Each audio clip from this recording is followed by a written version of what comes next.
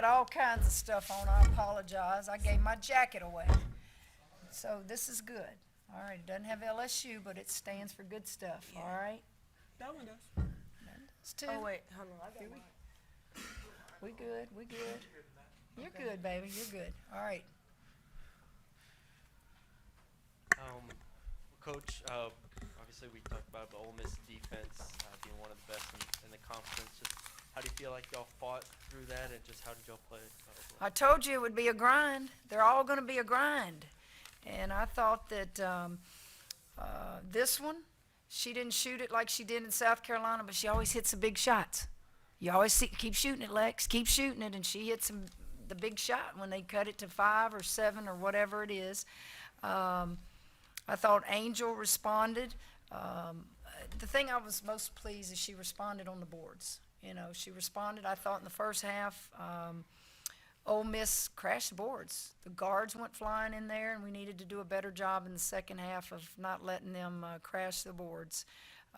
They do. They rebounded all positions. In fact, it was pretty well. It was even on the rebounding, but it's a grind. And we got to the foul line, which is good, and we made our free throws. We didn't turn the ball over. One of the big things we showed them on the film, Coach Starkey was showing them how they're one-on-one players. You can't guard this day and age one-on-one. It's the game's too good. So you had to have everybody help. And I thought we got our hands on a lot of steals and just reaching, and you created 21 turnovers. And I thought that was a big part of the scouting report as well.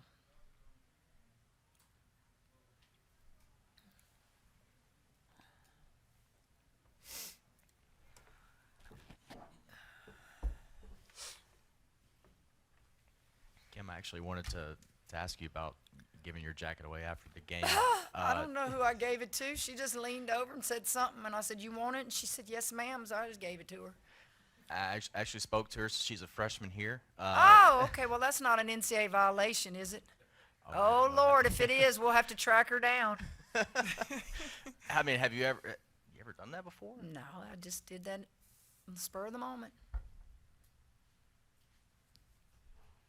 Kim, how concerned are you about, I mean, your other 3 starters didn't produce as Nothing much. concerns me. Jim, you always look for the negative. Nothing concerns me. We won.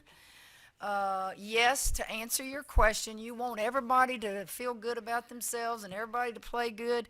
It's a grind right now. It's a grind. And those kids want to do good. They want to play. I thought Jasmine didn't play much, and then she goes in and does a few things, and then we won. I can't sit here and dissect everything like that because that's negative, and you can't have any negative thoughts this time of year. We're tired. Everybody's tired, and you got to fight through it because you'll get your second win here when you head into March. I promise you. I've been through this too many times. It's going to be the same way at Florida. We went there last year. Didn't we get beat there? Yeah. And so we understand, but in the perfect world, I want LaDeja to have more rebounds than she had tonight. I want Samaya to score more because Samaya's playing good. You know, Poa. We need all of them, but I can't focus on anything negative and have any negative thoughts other than everybody in that locker room be happy. Hey, Angel, how did you feel generally about how this game went?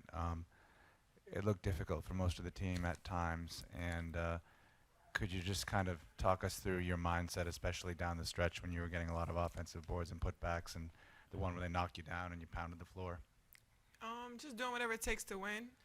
I know last game I didn't help my team win, and mentally it was tough on me for the past 2 days. So I knew coming out tonight my team needed me, and it was just about how I was going to respond tonight. And I felt like I responded well and did what I could to get the win. I played 40 minutes tonight. I don't know if I look tired, but I was doing everything I could do to win, and I just wanted to bounce back from last game because I feel like I let my team down. Coach, how did the Cal Ripken Jr. thing come about? He was speaking to the baseball team today, and then he came over here? Or? Yeah, it was cute. Before the game, I asked them if they knew who Cal Ripken Jr. was. And I was sure hoping Angel would come through for me. 'Cause she's from Baltimore. Yeah, I know. Yeah. So anyway, I was told by an assistant coach that Jenny Finch is here. I just took a picture with her, one of the greatest college and USA pitchers ever. She lives in Sulphur, and just had a great conversation with her. And then Cal Ripken Jr., of course, I visited with him, with Kramer and his wife, who's a judge, and just saying, so everybody can hear it, his daughter's interested in the vet school here. So they'll be checking out the vet school tomorrow. So I might learn a little thing or two and meet them over there. Talk baseball. It was baseball talk. I love talking sports. The first time I've ever met him, I think, is Roach with the Saints. He was here. So listen, that's awesome. That's women's basketball, that you have these premier male athletes attending. So that's respect, and I respect them for that. Hey, Coach. What exactly does tonight's win tell you about this group, this team? I think we're guaranteed a top 4 seed in the SEC tournament. Is that a correct statement? But that is not our goal. Our goal is to finish second in this league. And What exactly does tonight's win tell you about this group, this team? I think we're guaranteed a top 4 seed in the SEC tournament. Is that a correct statement? But that is not our goal. Our goal is to finish second in this league. And we'd love to have been champions. The only way we're going to be champions is if somebody beats South Carolina. What did your question was what now? What does it tell you about this group moving forward, coming off the loss? They're going to grind. They're going to grind. And they're gonna have moments where it's frustrating. They're going to get frustrated at each other. I'm going to get frustrated at them. It's that time of the year. And that's why you can never have a negative thought when you go to practice this time of year. You teach them, and you ask them, how do you step out of bounds, Jazz? How do you go in there, Poe, and turn that ball over? So that they're aware of it. But they will get through that. They will get through that. Yeah, Lex, what have the past few days been like for y'all just after the South Carolina game, coming together as a team and knowing that y'all have obviously a lot of tough games ahead? We don't change what we do because we lost. We do the same thing, go in practice. It's all about the response. Like Coach been telling us all week, it's all about the response. Like they gave us their best shot. They haven't seen our best shot yet, which actually, we gotta kind of gauge of how good we are. So it'll be interesting when we see them again down the road. Angel, I know, you said you wish you'd played better in the last game, and obviously you played much better tonight. Had the double-double streak become burdensome at all? Or were you in any way glad to see it end and that you can start over again? Of course I wouldn't be glad it ended, but it doesn't really get to me about that stuff. It's bigger than that. I want to win, so obviously it wasn't enough last game for us to win, so I just come out and do whatever I can. I mean, double-doubles and stuff, whatever comes, but at the end of the day, I just want to win. What was talking about people being here, what did Patrick just ask me on the radio about something with Cornelia Gayden? Go ask him. Cornelia Gayden, if y'all don't remember her, Scott and Jim may be the only ones that remember Cornelia. He said something, you might ask him, and he said the last person to do that was Cornelia Gayden, and he was referring to something about. Was it? I don't know what it was, but I didn't. I just said, well, ironically, Cornelia's right there with her little team wanting me to take a picture. So she was here tonight, and for him to acknowledge that, and I don't know what it is he was acknowledging. I just know he said her name.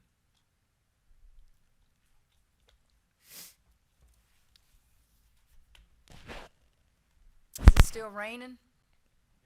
Good crowd for a rainy night, Thursday, late. What time is I'm it? on a scooter. It's almost 11 o'clock. I know the the goal is to win the SEC tournament championship, but to be able to get the double bye is how positive is that? Coach Yo talked about how it's not necessarily something that they really talk about. If she kind of wants her team to play, is it important for you guys to kind of get those 2 days off?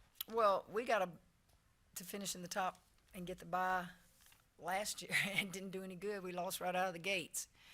Let me say this. Conference regular season is the most important. I used to say this, and when we get really, really, really good, I wish you could skip conference tournaments if it wouldn't affect your seeding in the NCAA tournament. I've always said conference tournaments are for those that are on the bubble and for Cinderella people. Conference tournament, does it really help you if you're really up here? I don't know. Sometimes it just hurts you. So I've always had mixed feelings about conference tournaments. I know the conference doesn't want me to say that because it's all about the dollar.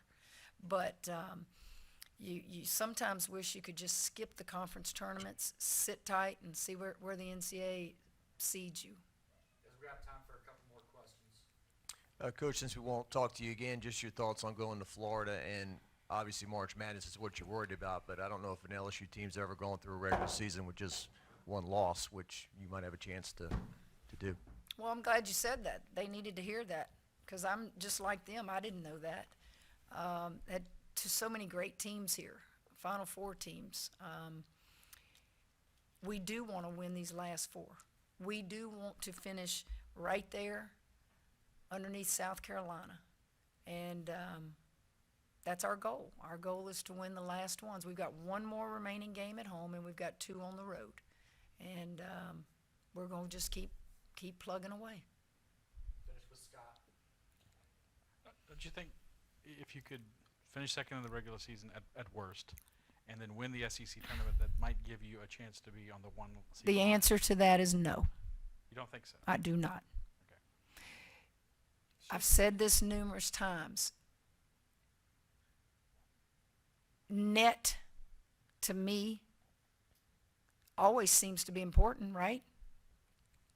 But obviously our non-conference strength of schedule kept us from being on the 1 line because the 1 was on the 1 line, the 2 was on the 1 line, the 4 was on the 1 line, and the 3 was skipped over and put on the 2 line.